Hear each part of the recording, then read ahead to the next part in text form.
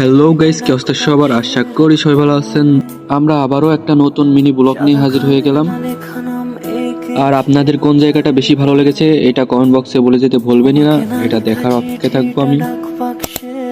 আমরা এখন আছি না তোমরা গেস্ট করো। সবই যদি আমি বলে দিই তাহলে কেমন হয়? তোমাদের কাছ থেকেও তো কিছু জানতে হবে আমার। তাই বলি কি, এই জায়গাটা যদি চিনে থাকো, যদি, তাহলে কমেন্ট বক্সে বলে যেতে ভুলবাই না। আমরা এবার চলে এসেছি পাকশি ব্রিজের নিচে। অনেকটাই মজা আর অনেকটা সুন্দর হাওয়া নিয়েই ঘুরতেছি। ফুরফুরি মেজাজ, অনেক ভালো লাগতেছে। এবার আসছি নদীর পাড়ে। নদীর পাড়টাও অনেক সুন্দর আর এত পরিমাণ বাতাস হচ্ছে, ঠান্ডা হাওয়া গায়ে লাগলেই মনটা একদম গান গাইতে ইচ্ছে হচ্ছে, কিন্তু আমি গান গাই নাই। আসলে এখানে অনেক ভিড় ছিল এই জন্য আর কি।